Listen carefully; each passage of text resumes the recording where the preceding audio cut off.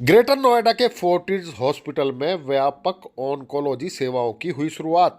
Cancer रोगियों को अब मिलेगा एडवांस ट्रीटमेंट, यानी कैंसर की बीमारियों का सारा इलाज ग्रेटर नोएडा के फोर्टिज हॉस्पिटल में उपलब्ध है। कैंसर ट्रीटमेंट के लिए डिपार्टमेंट पूरा सर्विसेज ओपन किया है, जिसमें कि सर्जिकल ऑन्कोलॉजी, जिसमें ऑपरेशन कैंसर के होते हैं, मेडिकल ऑन्कोलॉजी, जिसमें कीमोथेरेपी के द्वारा सारा ट्रीटमेंट दिया जाएगा, और रेडिएशन ऑन्कोलॉजी, जिसमें कि रेडिएशन के लिए पेशेंट्स देखे जाएंगे, मगर अभी क्योंकि यहाँ मशीन नहीं है, इसलिए रेडिएशन सारा फोर्टिस हॉस्पिटल नोएडा में। अच्छा, और अवेयरनेस के लिए कैंसर के लिए अवेयरनेस के लिए फोर्टिस हॉस्पिटल किस तरह से अपना रोल क्या भूमिका आप? अवेयरनेस हम लोगों से मिलते हैं, यहाँ सारे कैंप्स वगैरह हो रहे हैं, ठीक है, कैंप्स अरेंज करते हैं लोकल लोकेलिटी में, और अवेयर जितना हम प्रिंट मीडिया में जैसे आपको बोल रहे हैं उनको बता रहे हैं कि भाई ये चीज़ अवेलेबल है, और ये कैंसर जैसे हमने आज बात की कि सर्वाइकल कैंसर के बारे में क्या है, अर्ली डिटेक्शन से ट्रीटमेंट हो सकता है, क्या स्क्रीनिंग प्रोटोकॉल्स हैं, क्या वैक्सीन अवेलेबल हैं, इस तरह की चीजें सब हम बताने की कोशिश करते हैं लोगों को, अवेयरनेस क्रिएट करने की। सर, सस्ती चिकित्सा के लिए आपने क्या पहल की है? अभी आपने बताया कि जो सरकार की तरफ से कुछ अनुदान दिया जा रहा है, उसका क्या प्रोसीजर है? तो माननीय मुख्यमंत्री योगी आदित्यनाथ जी ने एक फंड लॉन्च किया था, Uttar Pradesh CM relief fund. उसमें 2.5 लाख रुपए तक का अनुदान हर गरीबी रेखा से नीचे वाले व्यक्ति को या उसके परिवारजनों को ये सरकार की ओर से दिया जा रहा है। ग्रांट जो है उसके लिए एक प्रोसेस है कि अस्पताल में पहले आपको आना है, डॉक्टर से मिलना है, जिस भी समस्या से आप गुजर रहे हैं उस पर्टिकुलर स्पेशलिटी के डॉक्टर से मिलना है, एक एस्टिमेट बनवाना है। उस एस्टिमेट के बाद आपको अपने ब्लॉक डेवलपमेंट ऑफिसर, वो हमारी टीम पूरा गाइड कर देगी, कुछ एक प्रोसेस होती है, उसके बाद 10 से 15 दिन में अनुदान अस्पताल में आ जाता है और आपको अपना इलाज अस्पताल में फोर्टिस हॉस्पिटल में आके ग्रेटर नोएडा में आप अपना इलाज करा सकते हैं। भारत की it is one of the largest hospital chain. तो सिमिलर फोर्टिस इस समय अभी एक फोर्टिस कैंसर समिट भी हम लोग कर रहे हैं बैंगलोर में, to stabilize that Fortis is also one of the biggest brand in terms of cancer treatment. Fortis Noida although पिछले 10-15 सालों से, कई सालों से इनफैक्ट कैंसर के क्षेत्र में काफी अग्रणी काम कर रहा है। Medical, surgical, radiation, nuclear medicine सारे डिपार्टमेंट एस्टैब्लिश्ड है। अब फोर्टिस ग्रेटर नोएडा जो कि हमारा एक 300 बेडेड हॉस्पिटल है, उसमें भी हम सारी सुविधाएं प्रदान कर रहे हैं, जिसमें क्रिटिकल केयर, सर्जरी के लिए ओटीज, इसके अलावा कीमोथेरेपी के लिए कीमोथेरेपी स्वीट्स हैं हमारे पास। और अब डॉक्टर जलज, डॉक्टर नवीन, डॉक्टर सारिका, डॉक्टर अभिषेक, इन 4 लोगों की एक श्रेष्ठ टीम जो हमारे साथ जुड़ चुकी है। एंड इन सारी सुविधाओं के साथ अब हम लोग मेडिकल ऑन्कोलॉजी यानी कि कीमोथेरेपी, इम्यूनोथेरेपी यानी कि सॉलिड जो कैंसर होते हैं उनका मेडिकल दवा के द्वारा उपचार, ऐसे कैंसर जिसमें हमें सर्जरी की आवश्यकता होती है, जैसे गले का कैंसर है, पेट का कैंसर है, उसमें सर्जरी के द्वारा, सर्जन्स के द्वारा किया जाने वाला सर्जरी के उपचार।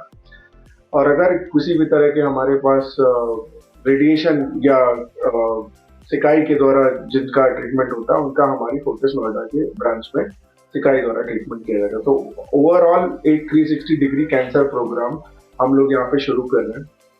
ओपीडीज सुबह 9 बजे से लेकर शाम के 5 बजे तक, मंडे टू सैटरडे, सारी मेडिकल ऑन्कोलॉजी, सर्जिकल ऑन्कोलॉजी की है ही। इसके अलावा 24 घंटे स्पेशलिस्ट की availability in case of any emergency is also there. तो सर्वाइकल कैंसर में भी यही है, इसीलिए बोला जाता है कि cervical cancer is most treatable, and additional चीज सर्वाइकल कैंसर में है और it is the most preventable cancer, right? So though it is a very common cancer worldwide, काफी millions and millions of people have cancer, और ये जो है ये अगर सर्विक्स की हम बात करें तो आप तो सभी को मालूम होना चाहिए कि फीमेल प्रजनन के जो यूट्रस होता है, गर्भाशय का मुंह, उसको सर्विक्स बोला जाता है। तो गर्भाशय के मुंह का कैंसर है, जो कि बहुत सारे फैक्टर्स होते हैं इसको कॉज करने में। क्लीनलीनेस है, पर्सनल क्लीनलीनेस है, फिर सेक्सुअल क्लीननेस जिसको हम बोलें, तो वो भी एक फैक्टर होता है कैंसर कॉज करने में। इसलिए ये कैंसर जो है प्राय उन फीमेल में पाया जाता है जो कि सेक्सुअली एक्टिव, इसलिए और एक वायरस से होता है, एचपीवी वायरस। इसी के बेसिस के ऊपर इसमें वैक्सीन भी बनी हुई है, तो प्रिवेंटेबल है बहुत हद तक। और इसका प्रचलन अभी इतना नहीं है, रिसेंट ईयर्स में ऐसा देखा गया है, मतलब काफी लोग जानने लगे हैं सर्वाइकल वैक्सीन के बारे में, तो वो भी दिया जाता है। तो कहने का मतलब ये है कि हम इस कैंसर के से अच्छी तरह से लड़ाई लड़ सकते हैं। बस बात यह है कि हमें इसके अच्छी तरह से पेशेंट को स्क्रीन करना पड़ेगा। स्क्रीनिंग एक पार्ट है, वैक्सीनेशन एक प्रिवेंटेबल पार्ट है। ट्रीटमेंट में, सर्जरी में जो कुछ है वो ऑपरेशन होते हैं उसके, जो हम पूरा निकाल दिया जाता है गर्भाशय अच्छी तरह से। एक कैंसर सर्जरी और एक गायनेकोलॉजिकल सर्जरी में फर्क होता है।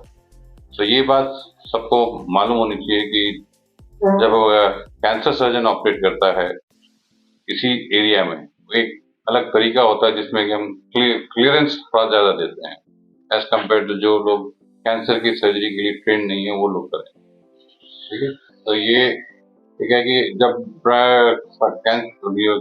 यूट्राइन कैंसर और cervical cancer, most of the times surgery एक क्वालिफाइड ऑन्को सर्जन या सर्जिकल ऑन्कोलॉजिस्ट द्वारा ही, और वही सब हम लोग यहाँ अवेलेबल हैं।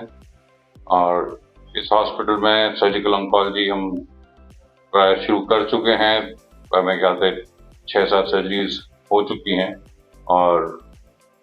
और भी जैसा पेशेंट आएंगे हम जाएंगे। एडिशन के लिए भी हम अवेलेबल हैं डॉक्टर।